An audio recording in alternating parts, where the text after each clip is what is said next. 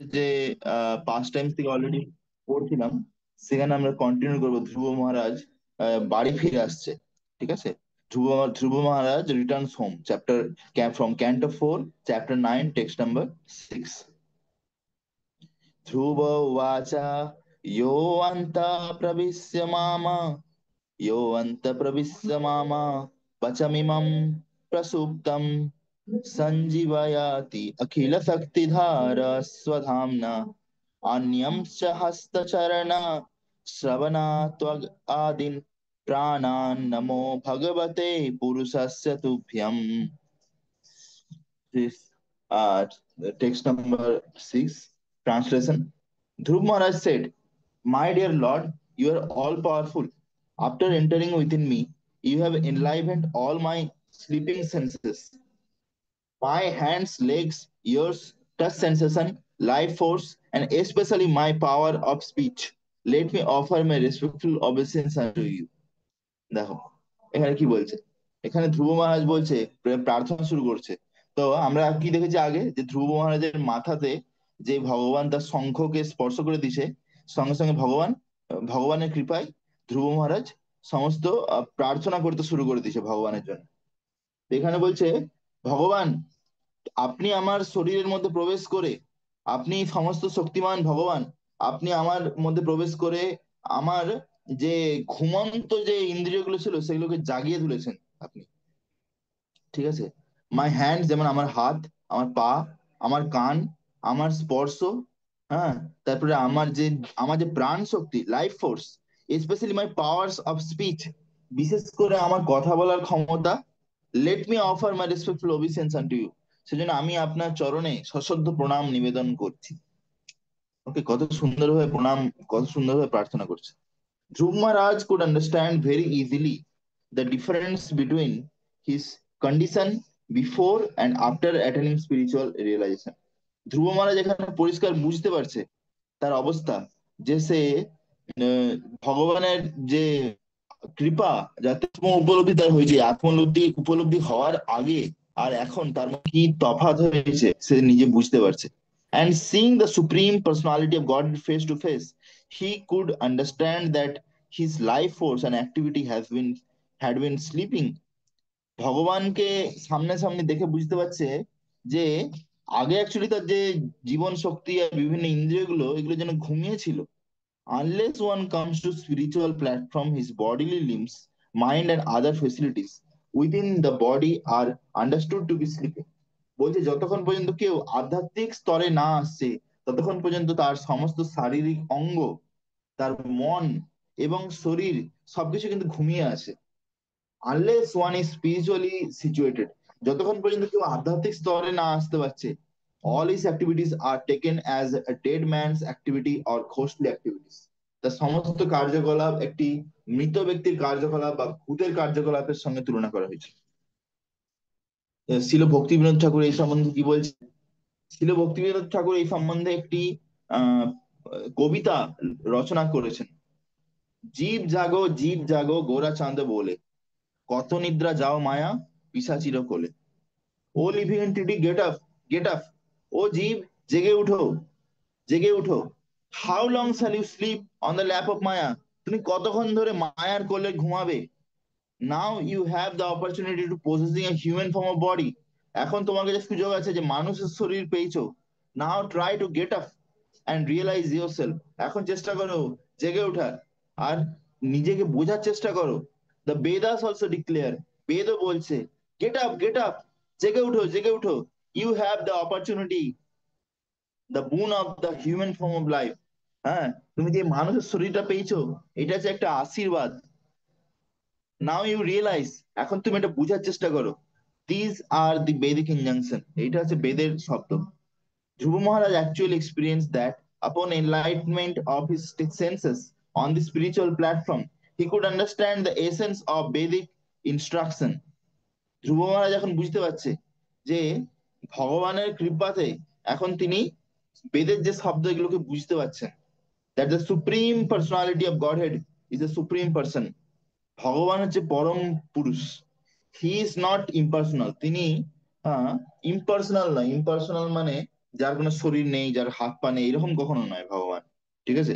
অনেক অনেকে এরকম বলে, যারা হচ্ছে মায়াবাদী, তারা বলে যে ভগবান হচ্ছে যে নিরাকার। কিন্তু ভগবান কখনো নিরাকার নয়।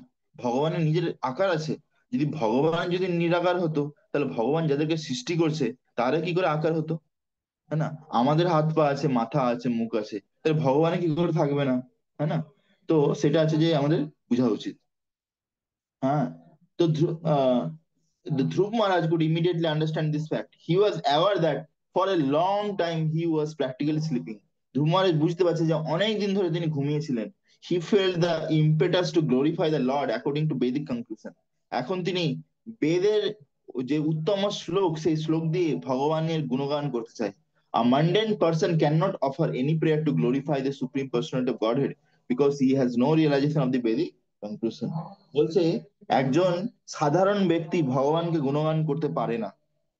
ঠিক আছে? কেন? তার মধ্যে কোনো আত্ম উপলব্ধি এখনো পর্যন্ত হয়নি। When Dhruv Maharaj therefore found this difference within himself, he could immediately understand that it was because of the causeless mercy of the Lord. He offered obeisance to the Lord with great respect and reverence, completely understanding that the Lord's favor was upon him. বলছে ধ্রুব মহারাজ এখন বুঝতে পারছে তার নিজের মধ্যে কি পার্থক্য হয়েছে যখন ভগবানের কৃপা পেয়েছে। হ্যাঁ। তিনি ভগবানকে সশ্রদ্ধ প্রণাম করলেন। হ্যাঁ। ভালোবাসা এবং ভক্তির সঙ্গে শ্রদ্ধার সঙ্গে। হ্যাঁ। তো এখন তার প্রত্যেকটা ইন্দ্রিয়, তার মন, সবকিছু পুরো আধ্যাত্মিক শক্তিতে আবিষ্ট হয়ে গেছে ভগবানের কৃপায়। হ্যাঁ, due to the action of internal potency of the Lord. দেখো, শুদ্ধ ভক্ত যারা হয় তারা হচ্ছে ভগবানের অন্তরঙ্গা শক্তির মধ্যে থাকে। আমরা হচ্ছে বহিরঙ্গা শক্তির মধ্যে আছি, আমরা এখন শুদ্ধ ভক্ত স্তরে আসতে পারি। এই জন্য আমরা হচ্ছে মায়াদেবীর আন্ডারে আছি, মায়াদেবীর লাত খাচ্ছি আমরা। ঠিক আছে না? আর যারা শুদ্ধ ভক্ত হয় তারা হচ্ছে যে ভগবানের অন্তরঙ্গ শক্তির মধ্যে থাকে, ইন্টারনাল পোটেন্সি। ঠিক আছে? তো এখানে বলছে ধ্রুব মহারাজও তখন ভগবানের অন্তরঙ্গ শক্তির মধ্যে ছিলেন। হ্যাঁ। তো এখানে বলছে যে therefore, in this verse, therefore, the word sadhamna means by spiritual energy. Spiritual enlightenment is possible by the mercy of the spiritual energy of the Lord. বলছে আমরা যে দিব্য জ্ঞান আমাদের হৃদয়ে যে প্রকাশিত হবে, এইটা একমাত্র সম্ভব যখন গুরুদেবের কৃপা, তার সঙ্গে ভগবানের কৃপা আমাদের উপর হবে। ভগবানের কৃপা না হলে ভগবানের শক্তিকে, ভগবানের জ্ঞানকে আমরা বুঝতে পারবো না। The chanting of Hare Krishna mantra is first addressed to the spiritual energy of the Lord. Hare, সেই জন্য এই যে আমরা যে হরে কৃষ্ণ মহামন্ত্র জপ করি, এটা আছে যে ভগবানকে আর ভগবানের শক্তিকে দুজনকেই আমরা ডাকছি। হরে মানে কি? হরে মানে রাধারানী, যিনি যে ভগবানের শক্তি। মানে যেমন বলে শক্তি শক্তিমান। ঠিক আছে? তো এখানে যেমন রাধারানী আছে শক্তি, শক্তিমানকে কৃষ্ণ, সেটা হচ্ছে আমাদেরকে বুঝতে হবে। The spiritual energy acts when a living entity fully surrenders and accepts his position uh, as an eternal servitor. হ্যাঁ, ইটার্নাল সার্ভিটার। তো এই আধ্যাত্মিক শক্তি তখন আমাদের আমাদের মধ্যে আবিষ্ট হবে। আমরা তো ভক্তি করছি কিন্তু তবু আধ্যাত্মিক শক্তি আমাদের মধ্যে আবিষ্ট হচ্ছে না। কেন? কেন? তার কারণ হচ্ছে আমরা এখনো ভগবানকে পুরোপুরি ভাবে শরণাগতি নিতে পারছি না। আর এইটা আমরা মেনে নিচ্ছি না যে আমরা এখন পুরোপুরি দাস হয়ে গেছি। সেই জন্য অ্যাকচুয়ালি এটা হচ্ছে মিথ্যা অহংকার। যদি যেমন বলে জীব প্রেম বিবর্তে বলছে জগদানন্দ পণ্ডিত, জীব কৃষ্ণ নিত্যদাস এই কথা ভুলে মায়ার নফর হইয়া চিরদিন ভুলে। আরেকবার আমি বলছি, জীব কৃষ্ণ নিত্যদাস এই কথা ভুলে মায়ার নফর হইয়া চিরদিন ভুলে। প্রত্যেকটা জীব ভুলে গেছে যে আমি কৃষ্ণ দাস। যে কি করছে? সে মায়ার চাকর হয়ে চারদিকে ঘোরাঘুরি করছে, টাকা পয়সা ইনকাম করছে, সে নিজের সৌন্দর্যের দিকে দেখছে, ও স্ত্রী পুরুষকে আকর্ষণ করার দিকে দেখছে। হ্যাঁ, যৌন সুখ ভোগ করা, এরকম বিভিন্ন রকম জিনিস। ঠিক আছে? এইগুলো সব হচ্ছে যে মিথ্যা অহংকারের প্রকাশ আসলে। তা আমরা এই মিথ্যা অহংকারটাকে যত ছাড়তে পারবো, যত ভগবানের শরণাগতি নিতে পারবো, তত আমরা বুঝতে পারবো যে অ্যাকচুয়ালি আমরা কি? আমরা হচ্ছে ভগবানের নিত্য দাস, ইটার্নাল সার্ভিটার, মানে নিত্য দাস। হ্যাঁ, সেটা হচ্ছে ব্যাপার। তো এই জন্য আমাদের এই মিথ্যা অহংকারকে ছেড়ে দেওয়া উচিত।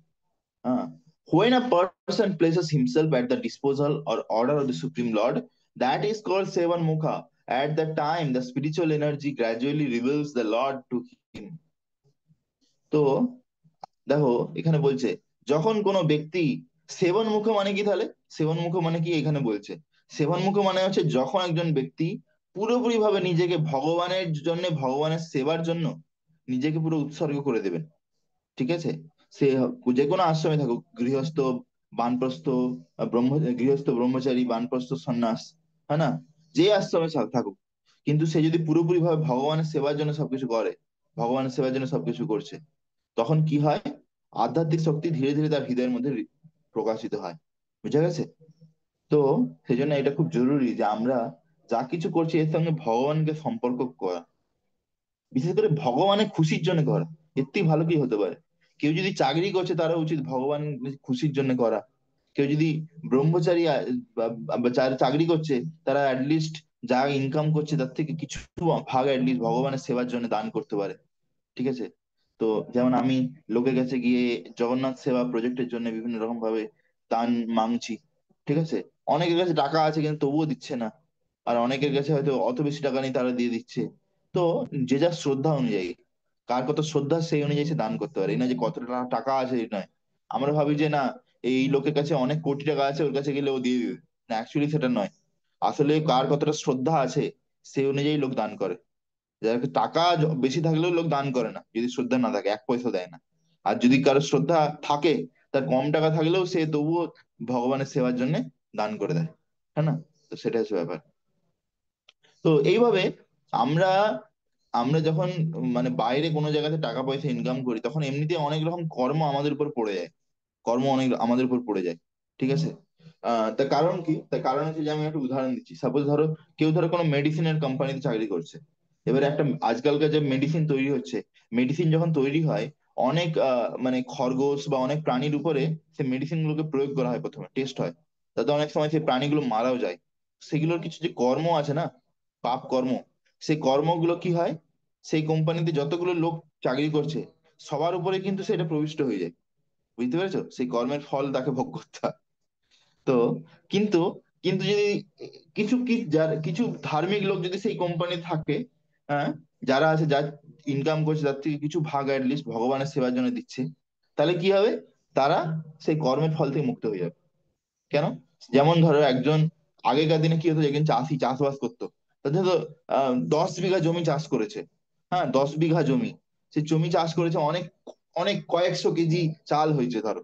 সেই চাল থেকে যদি 2-5 কেজি ধরো চাল যদি দিয়েও দেয় ভগবানের সেবার জন্য, তো কি যায় আসে?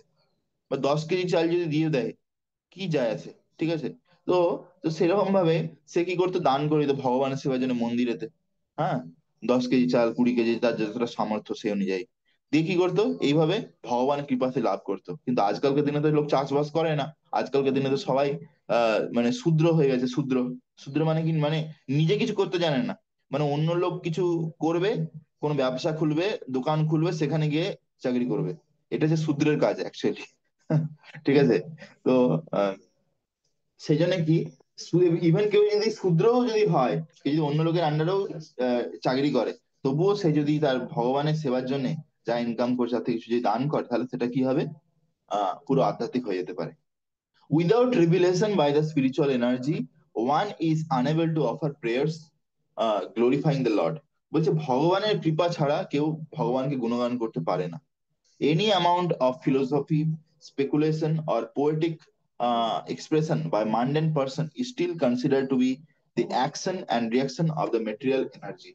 বলছে কোন জড় ব্যক্তি যদি জড় জগতে, হ্যাঁ, অনেক অনেক রকম ভাবে কি করছে, উম, গান লিখছে, বা ভগ আহ, বিভিন্ন রকম দার্শনিক তত্ত্ব লিখছে, অ্যাকচুয়ালি গিয়ে সেগুলো কিন্তু পুরোপুরি আধ্যাত্মিক নয়, কেননা সে ভক্ত নয়। যেমন আমি একটা উদাহরণ দিচ্ছি। উদাহরণ হচ্ছে, প্রভুপাদ ভাগবত গীতা লিখার আগে প্রায় ভারতে 600 ধরনের ভাগবত গীতা ছিল, পুরো পৃথিবীতে 600 ধরনের ভাগবত গীতা এডিশন। সেই সব ভাগবত গীতা যারা লিখেছিল তারা কিন্তু সে ঠিকঠাক ভক্ত নয়। ঠিক আছে? তো সেই সব ভাগবত গীতাগুলো পড়ে কিন্তু কেউ ভক্ত হয়নি। কিন্তু প্রভুপাদের একটা ভাগবত গীতা লিখার পরে, সেই ভাগবত গীতা পড়ে পুরো পৃথিবীতে আলোড়ন পড়ে গেল, পুরো ভক্তের লাইন হয়ে গেল, ভক্তির সমুদ্র বয়ে গেল, যেন নদী বয়ে গেল। হ্যাঁ না? তো সেই জন্য অ্যাকচুয়ালি আমাদের মধ্যে ভক্তি থাকা খুব জরুরি। When one is actually enlivened by spiritual energy, all his senses become purified. যখন আমাদের মধ্যে আধ্যাত্মিক শক্তি প্রবিষ্ট হবে তখন আমাদের ইন্দ্রিয়গুলো শুদ্ধ হয়ে যায়। And he engages only in the service of the Lord, আর সে শুধুমাত্র ভগবানের সেবাতে নিজেকে নিযুক্ত করে। At the time, his hands, legs, ears, tongue, mind, genitals, everything engage in the service of the Lord.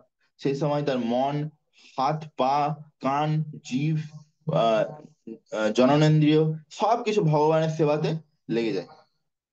Such an enlightened devotee no longer has any material activities. সেই ধরনের ভক্তির আর কোনো জড় জগতে কাজ নেই। Nor has he any interest in being materially engaged. তার কোনো এটা ইচ্ছাও নেই যে ভৌতিক জগতে আরো কিছু আমি কাজ করে বিশেষ কিছু করব, বিশেষ কিছু ইন্দ্রিয় তৃপ্তি করব বা কিছু আমার নিজের নাম যশ অর্জন করব, এরকম আর তার ইচ্ছা থাকে না। This process of purifying the senses and engaging them in the service of the Lord is known as bhakti. দেখো, আমরা এতক্ষণ ধরে ভক্তি ভক্তি করছি, তো ভক্তি কি, ভক্তি কাকে বলে, তার এখানে ডেফিনেশন দিয়েছে যে আমরা যখন আমাদের সমস্ত ইন্দ্রিয়, সমস্ত আমাদের মন এবং সমস্ত ইন্দ্রিয়গুলোকে ভগবানের সেবাতে ভালোবাসা এবং ভক্তির সঙ্গে সেবার মাধ্যমে লাগিয়ে দেব, হ্যাঁ, তাতে কি হবে, আমাদের মন আর ইন্দ্রিয় শুদ্ধ হয়ে যাবে। এইটাই হচ্ছে এইভাবে ভগবানের সেবা করা, এইটাই হচ্ছে ভক্তি। প্রেমের সঙ্গে, শ্রদ্ধার সঙ্গে, ভক্তির সঙ্গে, হ্যাঁ না? In the beginning the senses are engaged by direction of the spiritual master. প্রথমে শুরুতে যেহেতু আমাদের ইন্দ্রিয়গুলো ঠিকঠাক থাকে না, মন ঠিক থাকে না, সেজন্য আধ্যাত্মিক গুরু যেরকম বলছে সেই অনুযায়ী এবং শাস্ত্র অনুযায়ী আমাদেরকে নিজেদেরকে সেবা করা উচিত। When the same senses are purified, the engagement continues. যখন সেই ইন্দ্রিয়গুলো যখন শুদ্ধ হয়ে যায় তখনও কিন্তু সেবা কন্টিনিউ চলতে থাকে। এই নয় যে না শুদ্ধ ভক্ত হয়ে গেল তারপর চুপচাপ বসে থাকবে, এরকম কখনো হয় না। ঠিক আছে? The difference is that in the beginning the senses are engaged in a mechanical way. শুরুতে ইন্দ্রিয়গুলো মানে উম, জোর করে তাকে ভগবানের সেবাতে লাগাতে হয়, but after realization they are engage in spiritual understanding. কিন্তু যখন সে পুরোপুরি বুঝে যায়, শুদ্ধ ভক্ত হয়ে যায়, তখন সে নিজে থেকেই ভক্তিতে লেগে যায়, সেবাতে লেগে যায়। আর তার একটা আধ্যাত্মিক জ্ঞান থাকে যে আমি এটা কি করছি আর কেন করছি। বুঝা গেছে? তো খুব সুন্দর তাৎপর্য প্রভুপাদ দিয়েছেন টেক্সট নাম্বার 6 এতে, হ্যাঁ না? তারপরে আমরা টেক্সট নাম্বার 7 এতে যাব। एकस्तमेव भगवान् इदमात्मसक्ता मायाख्ययोर्गुणया महदादि अशेषम् सृष्टावनो विश्य पुरुषस्तदसाद्गुणेषु नानेव दारुषु विभवा सुववाद् बिभ्रासि विभासि। This is text number 7, translation by Srila Prabhupada. My dear Lord, you are the Supreme One, but by your different energies, you appear differently in the spiritual and material worlds. You create the total energy of the material world by your external potency. And after creation, you enter within the material world as super soul. As super soul. You are the supreme person, and through the temporary modes of material nature, you create varieties of manifestation, just as fire entering into wood or different shapes burns brilliantly in different varieties. কত সুন্দরভাবে লিখেছে, হ্যাঁ? এখানে ধ্রুব মহারাজ এত সুন্দর শ্লোক বলছে, বলছে ভগবান তুমি হচ্ছে পরম পুরুষোত্তম, হ্যাঁ, বাই ইউর ডিফারেন্ট এনার্জিস, তোমার বিভিন্ন শক্তি দ্বারা, হ্যাঁ, you appear differently in the spiritual and material world. তুমি আধ্যাত্মিক জগতের সৃষ্টি করো, আবার ভৌতিক জগতের সৃষ্টি করো। You create the total energy of the material world by your external potency. তুমি এই সমস্ত ভৌতিক জগৎকে সৃষ্টি করেছো তোমার বহিরঙ্গা শক্তির মাধ্যমে। আবার সেই ভৌতিক জগৎকে সৃষ্টি করার পর তার মধ্যে তুমি প্রবেশ করেছো যেন তুমি তার পরমাত্মা হিসাবে। ঠিক আছে? কিভাবে প্রবেশ করেছে বলতে পারবে যে এই ভৌতিক জগতে ভগবান কি রূপে প্রবেশ করেছে? Any idea? গর্ভদক্ষায় বিষ্ণু। ঠিক আছে, গর্ভদক্ষায় বিষ্ণু। যেমন আমরা দেখি না যে মহাবিষ্ণু শুয়ে আছে কারণ সমুদ্রে, তারপরে যখন সমস্ত তার শরীর থেকে যে বুদবুদ বুদবুদ করে বেরোচ্ছে বিভিন্ন ব্রহ্মাণ্ড, সেই ব্রহ্মাণ্ডের উপরে যখন মহাবিষ্ণুর দৃষ্টি পড়ে যাচ্ছে তখন কি হচ্ছে, তখন হচ্ছে সঙ্গে সঙ্গে জীবা আর কালা, মানে সময় কালচক্র সঙ্গে সঙ্গে অ্যাক্টিভেট হয়ে যাচ্ছে। তার ভিতরে জীব, জীব কি জীবের সৃষ্টি কি করে হবে, আগে ভগবানকে আসতে হবে না? তো সবার প্রথমে সেখানে কি সৃষ্টি হচ্ছে? গর্ভদক্ষায় বিষ্ণু। ঠিক আছে, তার শরীর থেকে জল বেরোচ্ছে, সেই জল থেকে পুরো বড় সমুদ্র হয়ে গেল গর্ভদক্ষ সমুদ্র। সেখানে অনন্ত শেষ চলে এলো। অনন্ত শেষের উপর গর্ভদত্ত শ্রী বিষ্ণু শুয়ে পড়লো। তারপরে লক্ষ্মী দেবী এসে তার পদসেবা শুরু করলেন। আর তার পেট থেকে পদ্ম ফুল বেরোলো। সেই পদ্ম ফুলে প্রথম প্রথম মানে জীব কে? ব্রহ্মা, তার সৃষ্টি হলো। ঠিক আছে। তো এইভাবে আমরা বুঝতে পারছি যে ইভেন শুধু ব্রহ্মাণ্ড সৃষ্টি করলে নয়, ব্রহ্মাণ্ডের ভিতরে যদি ভগবান না প্রবেশ করে, তাহলে কিন্তু এই ব্রহ্মাণ্ডে কোনো ভ্যালু নেই। বুঝতে পেরেছো? এই ব্রহ্মাণ্ড মাটির ঢেলার মতো পড়ে থাকবে, কোনো তার মধ্যে কোনো কিছু থাকবে না। তো ভগবান আছে বলে তবে যে এখানে জীব আছে, প্রাণ শক্তি আছে, নাহলে কিছুই সম্ভব না। ঠিক আছে। তো সেটা এখানে বলছে। সো দ্যাট ইয়েস, এখানে বলছে যে উম, হ্যাঁ, external potency and after creation you enter within the material world, you are the supreme person, and through the temporary modes of material nature you create varieties of manifestation। বলছি তুমি এই যে পরম পুরুষ, আর তুমি তো তোমার যে এই যে জড়া প্রকৃতি আছে মানে মেটেরিয়াল নেচার, তার দ্বারা তুমি বিভিন্ন ধরনের জিনিস সৃষ্টি করো। যেমন আগুন, ভূমির অপর নলবায়ু, হ্যাঁ না, যেন পঞ্চমহাভূত, আর্থ, এয়ার, ওয়াটার, ফায়ার, ইথার, এই পাঁচটা জিনিস তৈরি করতে হবে, মন, বুদ্ধি, অহংকার। ঠিক আছে, এরকম ভাবে বিভিন্ন জিনিস তৈরি করো। ইউ ক্রিয়েট ভ্যারি, হ্যাঁ, entering into wood of different shapes burn brilliantly in different varieties. বলছে যেমন আমরা দেখি বিভিন্ন ধরনের কাঠ আছে জঙ্গলে, সে কোনো কাঠটা খুব ভালো জ্বলে, আবার কোনো কাঠ খুব কম জ্বলে। বলছে ধ্রুব মহারাজ এখানে খুব গুরুত্বপূর্ণ কথা বলছে। বলছে তুমি আবার বিভিন্ন কাঠের ভিতরে প্রবেশ করো। প্রথমে তুমি অগ্নি হিসাবে এই এই জড়জগতে একটা প্রকাশ লাও, অগ্নি, মানে অগ্নিটাও ভগবানের একটা শক্তির প্রকাশ। তারপরে বলছে এই অগ্নি আবার বিভিন্ন কাঠের মধ্যে অলরেডি থাকে। যেই কাঠের মধ্যে যত বেশি অগ্নি থাকবে, সেই কাঠ তত ভালো জ্বলবে। ঠিক আছে। তো তাহলে বলছে ভগবান, তুমি আবার সেই কাঠের ভিতরে প্রবেশ করো, তবে যে সেই কাঠে আগ থেকে আগুন জ্বলতে পারে, নাহলে এমনি এমনি জ্বলতে পারতো না। বোঝা গেছে? তো হ্যাঁ, তো ধ্রুব মহারাজ, এবার তাৎপর্যে আমরা যাচ্ছি, purport. Dhruva Maharaj realise that the supreme absolute truth, the personality of Godhead, acts through his different energies, not that he becomes void or impersonal, and Dhruv thus becomes all pervading. The Mayavadi philosophers thinks that the absolute truth, being spread throughout the cosmic manifestation, has no personal form. But here Dhruv realized the concept all of the manifestation by your energy. ধ্রুব মহারাজ বলছে যে ভগবান প্রত্যেকটা জায়গায় তুমি বিদ্যমান আছো, কোনো জায়গায় এরকম না যেখানে তুমি নেই। হ্যাঁ, তা আমি একটা উদাহরণ দিচ্ছি।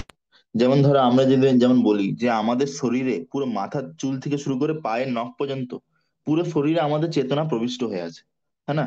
আমাদের শরীরে এমন কোনো জায়গা নেই যেখানে আমাদের চেতনা নেই, এরকম এরকম কখনো নয়। যেমন আমরা উদাহরণ দিই, উদাহরণ হচ্ছে যে আমরা যখন ঘুমাই, তখন যদি কেউ আমাদের চুল টেনে দেয়, তখন সঙ্গে সঙ্গে আমরা ঘুম থেকে উঠে পড়ি। কেউ যদি আমাদের নখে টেনে দেয়, তো সঙ্গে সঙ্গে আমরা বুঝতে পেরে যাই। তো কেউ যদি আমাদের গায়ে হাত দেয়, স্পর্শ করে, চোখে হাত দেয়, তখন আমরা সঙ্গে সঙ্গে বুঝতে পেরে যাই। তো সেই কেন? তো কারণ হচ্ছে এই পুরো শরীরটা আমাদেরকে ভগবান দিয়েছে কিছু সময়ের জন্য ব্যবহার করতে। আর এই পুরো শরীরে আমরা যে আত্মা যা আছি, পুরো শরীরে তার যে একটা শক্তি আত্মার, সেই শক্তিটা পুরো শরীরে ছড়িয়ে আছে। বুঝতে পেরেছো? চেতনা, যেটাকে বলে চেতনা, কনসাসনেস। তো সেরকম ভাবে এই যে পুরো সৃষ্টি বিশ্ব ব্রহ্মাণ্ড, এইটা হচ্ছে ভগবানের বিরাট রূপ। বুঝা গেছে? এইটা হচ্ছে ভগবানের বিরাট রূপ, বিরাট পুরুষ।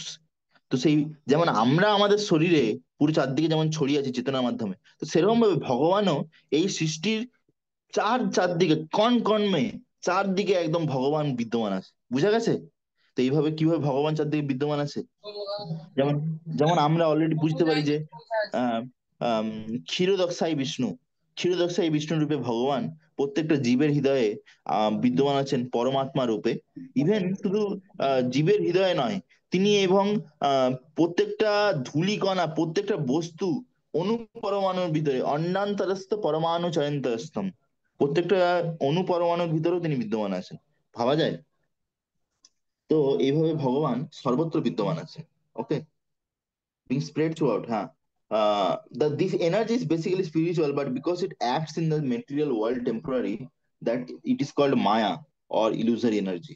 বলছি যদিও ভগবানের শক্তি হচ্ছে আধ্যাত্মিক, কিন্তু এই জড়জগতে ভগবানের যে শক্তি, সেইটা ক্ষণিকের জন্য কাজ করে, ক্ষণিকের জন্য কাজ করে, টেম্পোরারি।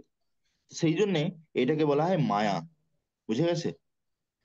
তো মানে ভগবানের শক্তি, ভগবান তো সচ্চিদ আনন্দ, মানে ইটারনাল, যার কোনোদিন মৃত্যু হয় না, অমর। হ্যাঁ। গোবিন্দম আদি পুরুষম, অনাদির আদি গোবিন্দা। তিনি যখন কিছু ছিল না তখনও ভগবান ছিলেন। তাহলে ভগবানের এই যে শক্তি, সেটাও তো অনাদির হওয়া হওয়া উচিত, অমর হওয়া উচিত। কিন্তু এই জড় জগতে যখন প্রবেশ করে যায়, এইখানে কিন্তু সেটা কি হয়ে যায়, সেই শক্তিটা টেম্পোরারি হয়ে যায়, টেম্পোরারি। যেমন টেম্পোরারি ইন দ্য সেন্স, এখানে যা কিছু বস্তু দেখছি এগুলো কিন্তু ভগবত শক্তি থেকে বেরিয়ে এসছে। যেমন আমরা যে মাটি, জল, বায়ু, শব্দ, আর্থ, ওয়াটার, ফায়ার, এয়ার, ইথার, এইসব যে জিনিসগুলো, এগুলো কি ভগবানের শক্তি? এর থেকেই যা কিছু আমরা জিনিস পাচ্ছি, যে ফল, খাবার, ফুল, ঘর, ইট, বাড়ি, মাটি, যা কিছুই জিনিস আমরা দেখতে পাচ্ছি। কিন্তু এইগুলো তুমি একটা বলো তো, আমাদের আশেপাশে তুমি কোনো একটা জিনিস তুমি দেখতে পাচ্ছ যেটা একদম ইটার্নাল, যেটা একদম কোনোদিন মৃত্যু হবে না, কোনোদিন ধ্বংস হবে না, এরকম কোনো জিনিস আছে? এরকম কোনো জিনিস নেই, হ্যাঁ না? তো সেই জন্য কি এই জিনিসগুলোকে কি বলা হচ্ছে, টেম্পোরারি। টেম্পোরারি মানে হচ্ছে যেগুলো কিছুক্ষণ আছে, তারপরে নেই। তুমি একটা জায়গায় চাকরি করছো, তুমি বলতে পারো না যে আমি এখানে সারা জীবন ওইখানে আমি চাকরি করবো, এরকম কোনো গ্যারান্টি নেই।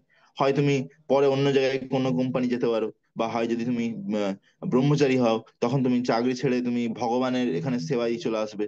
আর যদি বিবাহ করো, তখন হয়তো অন্য কোনো চাকরি করতে পারো। তো এরকম ভাবে আমরা দেখতে পাই, আমরা ধরো আজকে একটা জায়গাতে মন্দিরে আছি, কালকে অন্য মন্দিরে যাচ্ছি কিছু সেবার জন্য। এরকম ভাবে প্রত্যেকটা জিনিস জড় জগতে না সবসময় পরিবর্তন হতে থাকছে, কোনো কিছু কিন্তু পার্মানেন্ট নেই। আজকে যে বালক আছে, সে কালকে যুবক হচ্ছে, পরশুদিন পরে সে প্রাপ্তবয়স্ক পুরুষ হচ্ছে, তারপরে ধীরে ধীরে বার্ধক্য আসছে, দিয়ে জরা আসছে, দিয়ে মৃত্যু চলে আসছে। ঠিক আছে? আজকে যেটা আমার নতুন মোবাইল ছিল, কালকে সে মোবাইলটা হাত থেকে পড়লো, তার কাঁচ ভাঙলো, দিয়ে এরকম করে পড়তে পড়তে পড়তে পড়তে কয়েক বছর পরে সেটা নষ্ট হয়ে গেল, আবার নতুন মোবাইল। ঠিক আছে না? তো এইরকম ভাবে আমরা দেখতে পাই যে এই কাল চক্র, এই জড়জগতে যে ঘুরছে, এগুলো কিন্তু কি করছে, সবকিছু জিনিসকে কিন্তু কি করছে, এই টেম্পোরারি নেচারকে, মানে যে প্রভাব, যে সবকিছু বিনাশ হচ্ছে ধীরে ধীরে। বুঝে গেছে? তো আহ, যদিও ভগবানের শক্তি কিন্তু এরকম নয়, ভগবানের শক্তি কিন্তু একদম এক কথায়, কিন্তু এই জড়ের মধ্যে সবকিছু কিন্তু টেম্পোরারি। তার কারণটা কি? এখানে প্রশ্ন আসতে পারে যে তাহলে ভগবান কেন জড় জগতের মধ্যে তার শক্তিকে টেম্পোরারি, ভগবান জগতের মধ্যে পার্মানেন্ট করে দেবে, তাহলে লোক আর গোলক ধামে যাবে না, লোক তো চলে যাবে না। তাহলে ভগবানের কি জড়জগৎ সৃষ্টি করার এটাই উদ্দেশ্য ছিল, যে সবাই আমার ছেলে মেয়েরা এখানে এসে এখানেই থেকে যাবে, সেটেল করে আনন্দ দেখতে করবে? না, এটা নয়। জগৎটা হচ্ছে একটা প্রিজন হাউস, জেলখানা, সেটা আমাদেরকে বুঝতে হবে। এটা হচ্ছে একটা reformation centre. It's a place of reformation, not for enjoyment. Reformation মানে সংশোধনাগার। এখানে কোনো ব্যক্তি যার মেন্টালিটি ঠিকঠাক নেই, যে কৃষ্ণকে ভুলে আলাদা করে আনন্দ করতে চায়, হ্যাঁ, তাকে এখানে পাঠানো হয়। উম, যা কত আনন্দ করবে, দিয়ে আনন্দের সঙ্গে সঙ্গে লাতও খেতে থাকে মায়াদেবী। তো অ্যাকচুয়ালি ভগবান কি চাই, এখানে কিছুক্ষণ থাকুক, সে ভক্তি করুক, দিয়ে এখান থেকে ফিরে চলে আসো। বুঝা গেছে? সেই জন্য এই জায়গাটাকে টেম্পোরারি রেখেছে। তো এই তত্ত্বজ্ঞানগুলো বোঝা খুব জরুরি আছে। এগুলো মনে হতে পারে হয়তো ফিলোসফি, দর্শন, কিন্তু এগুলো যদি আমরা না বুঝি, তাহলে আমরা কিন্তু ভক্তিতে আগে এগোতে পারবো না। তাহলে আমরা সিরিয়াসলি ভক্তি করতে পারবো না, সিরিয়াসলি মালা জপ করতে পারবো না। এটা খুব জরুরি, এটা বুঝা, প্রত্যেকদিন চিন্তা করা যে আমরা কত জন্ম ধরে এই জড়জগতে ফেঁসে আছি, হ্যাঁ না? তো আমাদেরকে চেষ্টা করা উচিত এখান থেকে কিভাবে আমরা ভগবানের সেবা করে ভগবানের প্রতি প্রেম ভক্তি লাভ করতে পারবো, হ্যাঁ না? সেটাই হচ্ছে আমাদের দ্বার দর খুলে দেবে, যদি আমরা ভগবানের প্রেম ভক্তি লাভ করি, হ্যাঁ না? তো এখানে বলছে, in other words, for everyone but for the devotees Lord's energy access it external energy. তো এখানে একটা প্রভুপাদ টুইস্ট এনেছে, টুইস্ট। কিন্তু বলছে প্রত্যেকটা জীবের জন্য এখানে জড়জগতে ভগবানের শক্তি বহিরঙ্গা শক্তি হিসেবে কাজ করে। কিন্তু যেই ব্যক্তি ভগবানের ভক্ত হয়ে গেছে, ঠিকঠাক ভাবে ভক্তি করছে, তার জন্য কিন্তু সে বহিরঙ্গা শক্তি হিসেবে কাজ করে না, তখন অন্তরঙ্গ শক্তি হিসেবে কাজ করে। Dhruva Maharaj could understand this fact very nicely. He could understand also that energy and the energetic are one and the same. The energy cannot be separated from the energy. ধ্রুব মহারাজ এখানে বুঝতে পারছে যে ভগবান আর ভগবানের শক্তি দুটোই একসঙ্গে থাকে, দুটোকে কখনো আলাদা করা যায় না। হ্যাঁ, the identity of the supreme personality of Godhead in the feature of Paramatma or super soul is admitted herein. ঠিক আছে? হ্যাঁ। তো উম এখানে বলছে যে ভগবানকে পরমাত্মাও বলা হয়, যিনি সমস্ত জীবের হৃদয়ে আছে। original spiritual enlivens the material energy, and thus the dead body appears to have life force. হ্যাঁ, বলছে বলছে তার যে আধ্যাত্মিক শক্তি, তারই একটা ভাবো যে ছোট্ট ছোট্ট কণা, ছোট্ট চিৎ কণা, সেইটাই যেটাকে বলে আমরা বলি জীব আত্মা। ভাবতে পারছো? তো সেই ভগবানের যে ছোট্ট একটা মানে শক্তি, যেটাকে একদম চোখে দেখা যায় না, ভাবো যে কত ছোট, সেইটাই যখন একটা মৃত শরীরের মধ্যে প্রবেশ করে যায়, তখন সেটাতে কি হয়? প্রাণের সঞ্চার হয়ে যায়। বুঝা গেছে? তো এখানে সেটাই বলছে যে void is philosopher think that under certain material condition the symptoms of life occur in the body, but the fact is that the material body cannot act on its own. হ্যাঁ, যারা বিভিন্ন দার্শনিক হয়, বিজ্ঞানী হয়, তারা ভাবে যে না, দুটো দুটো কোষের দুটো কোষের মিলনেতে একটা একটা শক্তি তৈরি হয়, প্রাণ শক্তি। যে সেই প্রাণ শক্তিটা যতক্ষণ থাকে ততক্ষণ আহ এই জীবন চলতে থাকে, এরকম বলতে থাকে। মানে কেমিক্যাল রিয়েকশন ভাবে, life comes from chemical reaction, এরকম বলে সায়েন্টিস্টরা। কিন্তু actually life not don't comes from chemical reaction. Life কখন can not come from chemical reaction. Life only comes from life. Prabhupada লিখেছে একটা বই, লাইফ কামস ফ্রম লাইফ। জীবন আসে জীবন থেকে। ঠিক আছে? তো আমরা যে জীবন, আমরা যে এই যে আত্মা, আমরা কোথা থেকে এসেছি তাহলে? আমরা এসেছি ভগবানের থেকে এসেছি, সেটা আমাদেরকে বুঝতে হবে। ভগবানের ছোট ছোট আহ ছোট ছোট অংশ, জীবকণা, জীবাত্মা। ঠিক আছে? তো but the fact is that the material body can not act on its own, even a machine needs separate energy. হ্যাঁ, বলছে এই জড় জগৎ, এই জড় জগৎ चला आगू चला বলছে बैठो कौन এই যে জড় हाँ শরীর, এটা কিন্তু নিজে নিজে কাজ করতে পারে না। विश्वकर्मा এর ভিতরে যে জীব আত্মা আছে, সেই জন্যই কিন্তু এটা কাজ করতে পারছে। বলছে জড় শরীরের কথা हाँ কি एडो বলার আছে? एडो ইভেন মাইক মিউট করে দাও প্রভু, হরি বল, প্লিজ মিউট ইউর মাইক। হ্যাঁ, তো এখানে বলছে, বলছে যে ইভেন জড় জগতের এই জড়া শরীরের ব্যাপারে কি বলার আছে? বলছে ইভেন একটা মেশিন যে হয়, আমরা দেখি, সেই মেশিনেও যদি শক্তি না থাকে, দেওয়া হয় এনার্জি, তাহলে কিন্তু সেই মেশিনও কাজ করতে পারবে না। বুঝে গেছে? সেই মেশিনটা চুপচাপ পড়ে থাকবে। যেমন ধরো, আমি ধরো একটা মিক্সার গ্রাইন্ডার তৈরি করলাম, সেই মিক্সার গ্রাইন্ডারটাতে আহ কি কি করা যাবে? মিক্সার গ্রাইন্ডারটাতে ধরো ছোলা ছোলা পিষে দেওয়া যাবে, ছোলা পিষে যাবে, দিয়ে বেসন তৈরি করা যাবে ছোলা পিষে। কিন্তু যদি আমি সেই মিক্সার গ্রাইন্ডারে কারেন্টের সাপ্লাই না দেবো, তাহলে কি মোটরটা ঘুরবে? ঘুরবে না। তাহলে ছোলা পিসা কি হবে? হবে না। তো তাহলে আমরা কি বুঝতে পারছি? ইভেন এক একটা মেশিন, যেমন আমি ধর একটা বাসে করে যাচ্ছি, এই বাসেতেও যদি পেট্রোল বা ডিজেল বা গ্যাসোলিন বা সিএনজি বা ইলেকট্রিক যাই হোক, হেন তেন, কোনো যদি শক্তি যদি না দেওয়া হয়, এনার্জি, তাহলে কি সেই বাসটা চলবে বা তার ইঞ্জিন কি চলবে? মোটরটা ঘুরবে? ঘুরবে না। তো সেই জন্য ইভেন একটা এই ছোটখাটো যে এক একটা জিনিসপত্র, যেমন একটা ঘড়ি, সে ঘড়িটা চলছে তার কারণে ব্যাটারি আছে। হ্যাঁ না? বাস চলছে তাতে ফুয়েল আছে, এরোপ্লেন চলছে তাতে গ্যাসোলিন আছে। এরকম প্রত্যেকটা জিনিস কিন্তু বিনা ইলেকট্রিকে বা শক্তিতে কিন্তু চলে না। তাহলে আমাদের শরীরে তাহলে কি আমাদের শরীরেও তাহলে যদি ভগবানের যে এই যে শক্তি ছোট্ট, যেটা যে চিৎকণা বা জীবাত্মা, এটা যদি না থাকে, তাহলে কিন্তু এই শরীরের কোনো অ্যাকচুয়ালি মৃত শরীর, এই শরীরটাও, এই শরীরে কোনো ভ্যালু নেই। ওকে? So it is stated that this verse that material energy acts in varieties of material bodies, just as a fire burns differently in different wood according to the size and quality of the wood. Uh, in the case of devotee, the same energy is transformed into spiritual energy.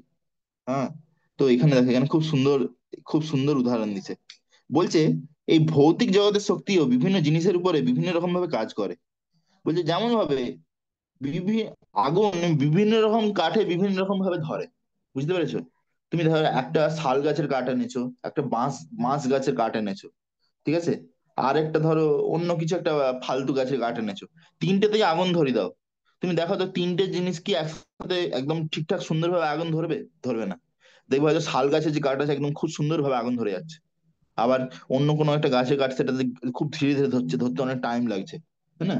এই জিনিসগুলো তো আমরা সহজে দেখতে পাই। তো সেরকম ভাবেও এই জড় জগতে যে জড়া জড়া প্রকৃতির যে শক্তি, ভগবানের যে শক্তি, যেটা জড়া প্রকৃতি বলা হয়, সেটাও কিন্তু ভগবানের যে ভক্ত হয়ে যায় যখন কেউ, তার উপরে অন্যরকম ভাবে কাজ করে। ঠিক আছে? তখন তার মধ্যে এই জড়া প্রকৃতির যে শক্তি আছে, এটা আধ্যাত্মিক শক্তি হিসেবে কাজ করে, ইন্টু স্পিরিচুয়াল এনার্জি। ওকে?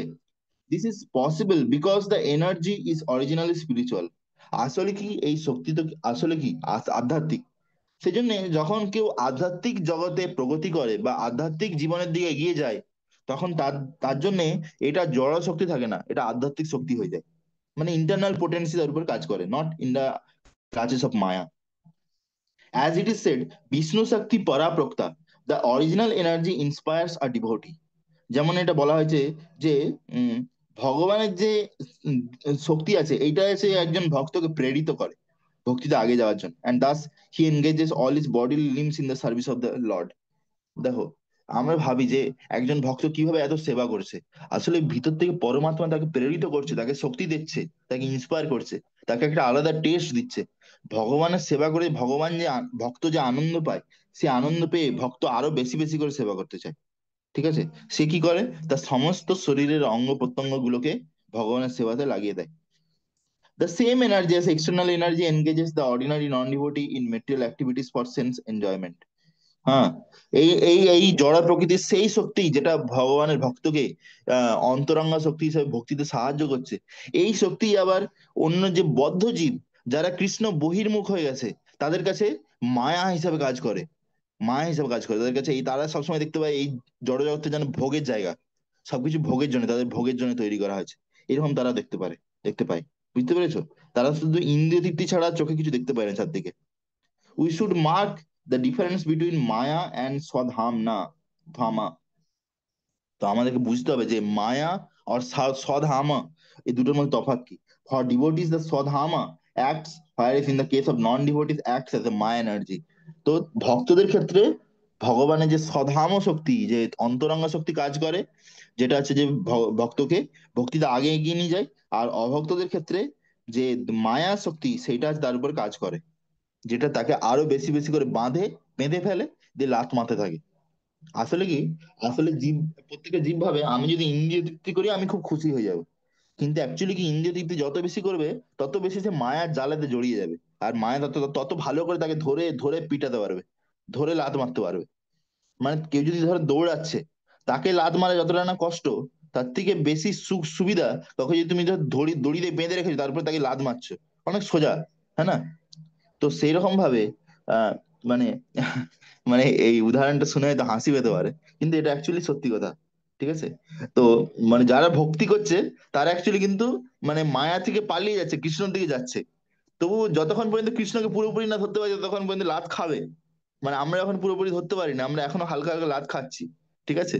কিন্তু যদি আমরা পুরোপুরি কৃষ্ণকে ভুলে যাই, মালা মালা করে ছেড়ে দিই, সবকিছু ছেড়ে দিই, তখন কি হবে, মায়া একদম পুরো আষ্টে পৃষ্ঠে ধরে নিবে।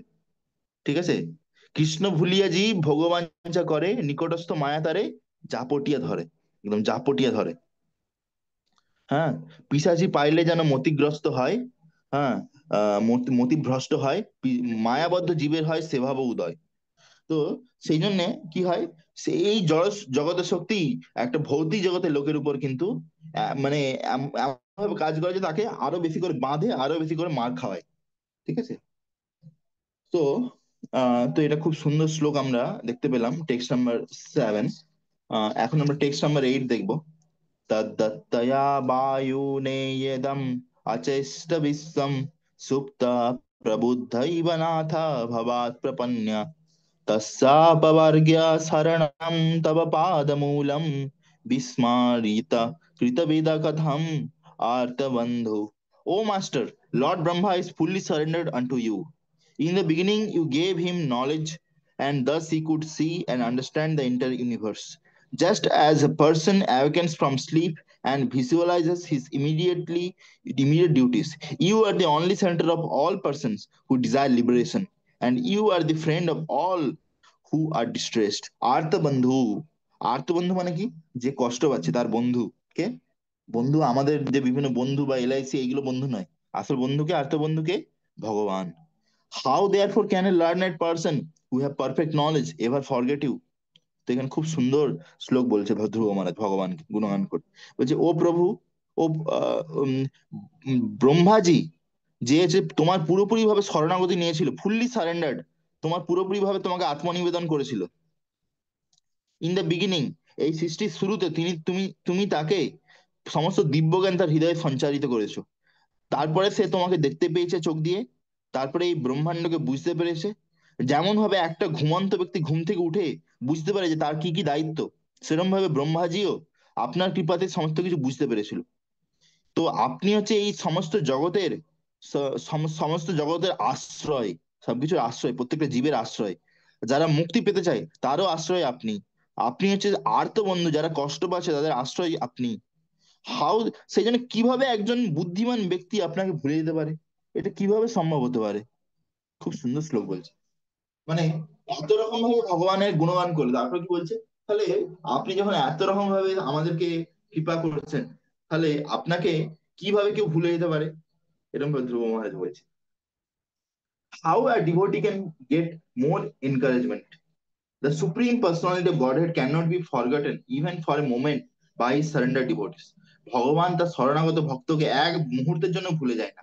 The devotee understands that the Lord's causeless mercy is beyond his estimation. হ্যাঁ, তো আহ, ভক্ত বুঝতে পারে যে ভগবানের যে আহিতুকী কৃপা, সেটা তার মানে আশার উপরে। মানে একটা কথা আছে, সেটা আছে, বলে যে Krishna always gives us what we can expect. Krishna always gives us more than what we can expect.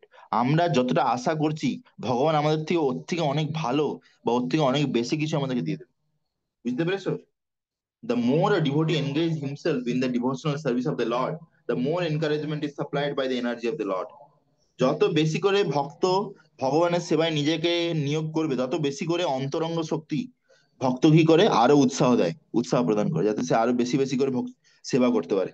In the Bhagavad Gita, the Lord says that to those who are constantly engaged in devotional service with love and affection, the Supreme Person of Godhead gives intelligence from within. যারা সবসময় প্রেম ভক্তি সহকারে ভগবানের সেবায় লেগে আছে, তখন ভগবান তাকে ভেতর থেকে প্রেরণা দেয়, বুদ্ধি দেয়। Thus they make further progress, যাতে তারা আরো বেশি করে প্রগতি করতে পারে। হ্যাঁ, being so encouraged, the devotee can never forget the lord at any moment. এইভাবে ভগবান যখন তাকে ভেতর থেকে প্রেরণা দিতে থাকে, তাকে এত ভালো লাগে, এত আনন্দ পায় যে সে কখনো ভগবানকে ভুলতে পারে না।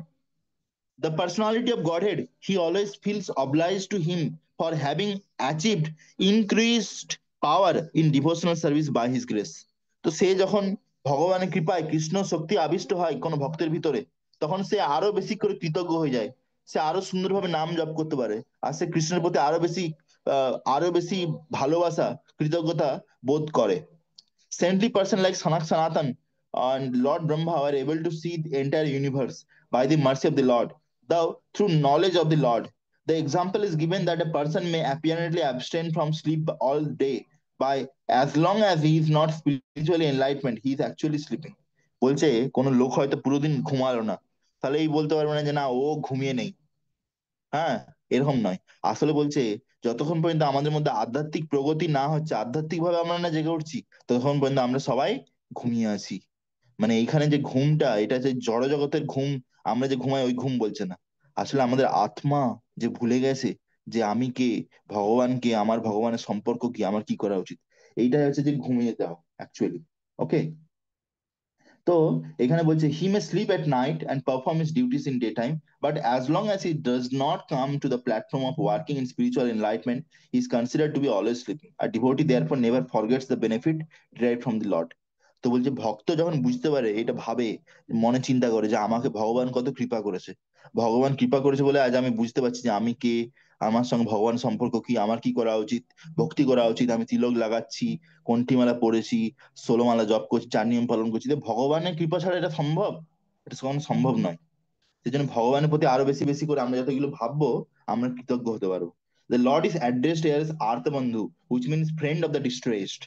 হ্যাঁ, ভগবান হচ্ছে আর্ত বন্ধু, যারা কষ্ট পাচ্ছে তাদের বন্ধু। As stated in the Bhagavad Gita, after many many births of executing severe austerities in search of knowledge, one comes to the point of real knowledge, real knowledge, and becomes wise man. One under surrenders unto the Supreme Personality of Godhead. বহু বহু জন্ম ধরে অনেক সাধনা করে তারপরে যখন কেউ সিদ্ধ হয়, তারপরে সে ভক্তি কি জিনিস বুঝতে পারে, ভগবান কি বুঝতে পারে, ভগবানের শরণাগতি নেওয়ার চেষ্টা করে। ভাবা যায়, বহুনাম জন্ম নামান্তে জ্ঞানবান মাম প্রপদ্যন্তে বাসুদেব সর্বম ইতি স Mahatma সুদুর্লভা। The Mayavadi philosopher who does not surrender unto the Supreme Person is understood to be lacking in knowledge, real knowledge. The devotee is in perfect knowledge, cannot forget his obligation to the Lord at any moment. যারা মায়াবাদী হয় তারা ভগবানকে নিরাকার ভাবে, তাদের actually কিন্তু সম্পূর্ণ জ্ঞান নেই। কিন্তু একটা ভক্ত, সে যদি একটা ছোট বাচ্চাও হয়, তারও ভগবানের কৃপায় সম্পূর্ণ জ্ঞান আছে, সে বুঝতে পারে যে ভগবান হচ্ছে কৃষ্ণ, তার সাকার স্বরূপ আছে। তার হচ্ছে যে গোলকধাম বৃন্দাবনে তিনি থাকেন, তিনি প্রত্যেকটা অনুপরমাণের মধ্যে আছেন, এই জড় জগতেও আছেন। হ্যাঁ, তিনি তার এই বিগ্রহ স্বরূপে আছেন। এরকম ভাবে একটা ভক্ত, ইভেন একটা ছোট বাচ্চাও যদি হয়, সে কিন্তু ভগবানের কৃপাতে সম্পূর্ণ জ্ঞান লাভ করতে পারে। ওকে। তো আজকে হচ্ছে একাদশী তিথি, আমাদেরকে ভালো করে হরিনাম জপ করা উচিত, বেশি বেশি করে। যদি আমরা 8 মালা করি তো 16 মালা করা উচিত। যদি কেউ 16 মালা করে তাকে 32 মালা করা উচিত, বা অ্যাটলিস্ট 25 মালা, 30 মালা, যতটা বেশি করে করা যায় বেশি করে শ্রবণ কীর্তন করা উচিত, ভগবানকে স্মরণ। হ্যাঁ, ফল ফল ফুল আহার করা উচিত। হ্যাঁ, ফলমূল। এইভাবে আমাদেরকে বেশি করে ভক্তি করা উচিত ভগবানকে খুশি করার জন্য, ভগবানের প্রসন্নতার জন্য। হরে কৃষ্ণ কৃষ্ণ কৃষ্ণ কৃষ্ণ হরে হরে, হরে রাম রাম রাম হরে হরে।